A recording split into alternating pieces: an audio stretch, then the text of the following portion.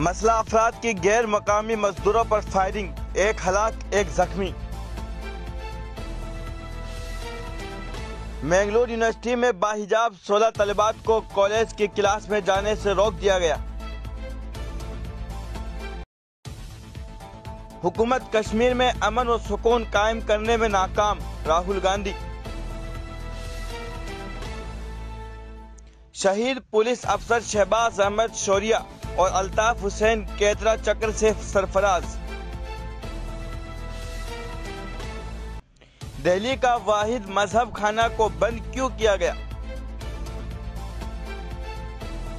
ओम कटेश्वरानंद का मुबीना शिवलिंग की पूजा का ऐलान। अमित शाह ने जम्मू और कश्मीर की सूरत हाल का जायजा लिया।